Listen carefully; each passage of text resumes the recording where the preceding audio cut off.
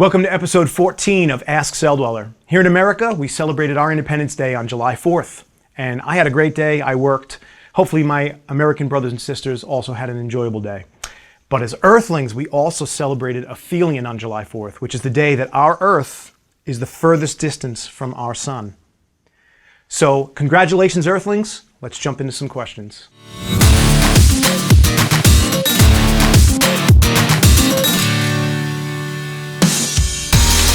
Hey Klayton, just a quick one.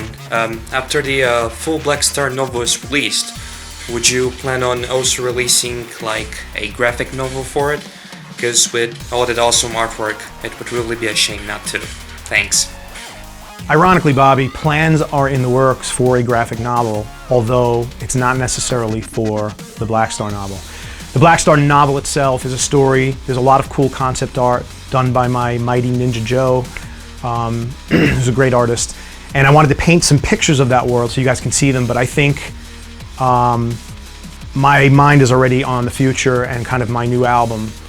So for my new album, we're going to conceive, which I'm in the process of doing right now, and try to figure out how to execute a more graphic-based version of a story. So that's in process.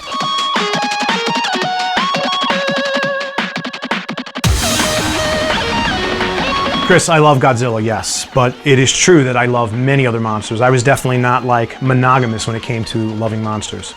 And of course, Mothra was a big one, Gamera was a big one, King Ghidorah was a big one. The Smog Monster, even though he got a bad rap, I kind of liked that movie. I thought that was a good one, Godzilla versus the Smog Monster. When he's kind of shoving his fist in there and pulling out the eggs. It was pretty gruesome for me as a child. But King Ghidorah is that one three-headed monster that I not only hope makes it to the new Godzilla franchise, but I've already written a song called The Descent of King Ghidorah that's waiting to be released for you guys. Keep an eye out for that. Hey Klayton, Yuri Cabrera here from Portugal, and I want to ask you two questions. First one is, what is your favorite Japanese weapon? My personal Japanese favorite weapon is the Nodachi, which is basically a long-bladed katana used for heavy blows and stuff like that. The second question I want to ask you is, what did you want to be when you were a little kid? I mean, what was your dream to become in the future? Your job? It's a very interesting question because I can almost answer them both at the same time. As a kid, I kind of wanted to be a ninja for a very short amount of time. But my favorite weapon were throwing stars.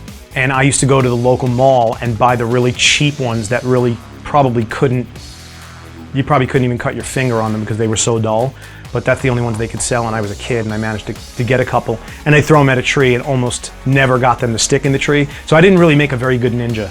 So it didn't really work out. But really, if the ninja thing hadn't worked out, what I really would have wanted to be was a crew member of the USS Enterprise and boldly go where no man or woman had gone before.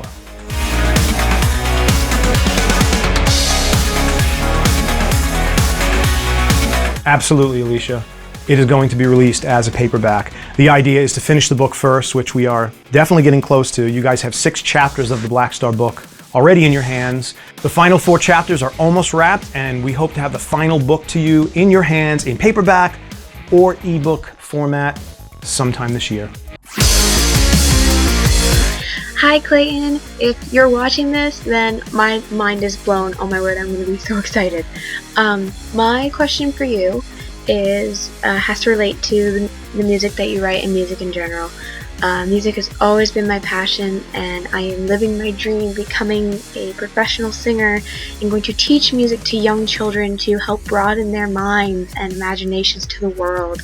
And I just want to know, what inspired you to write music, and how does music help you throughout your daily life? Firstly, let me say, Marissa, that I commend you on taking your desire to make music and wanting to pass that along to children. That's extremely valuable and extremely noble. Kids' minds are sponges, they soak up information, and music is such a powerful thing. The reason I make music today is because the influence music had on me as a child. My grandfather, I've mentioned this story before, but I'll say it again, he would sit me in his room, which was surrounded by record players and tape machines, one of which I own, and I'm sure you guys will see in my studio at some point.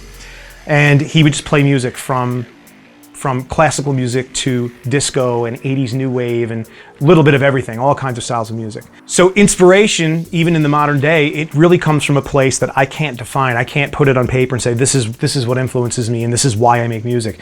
It comes from in here. This is something that I had always wanted to do. It was just one of those things that I thought I could never do, because who makes a living making music? It's almost impossible. And then I decided that it was worth me trying. So I tried and fortunately succeeded.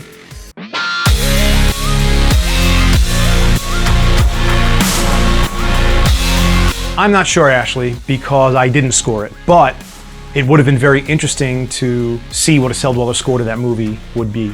I probably would have pulled from the same influences that Daft Punk had, which would have been 80s based music, because for me, Tron Legacy was cool because I was a huge fan of Tron, the 1982 version.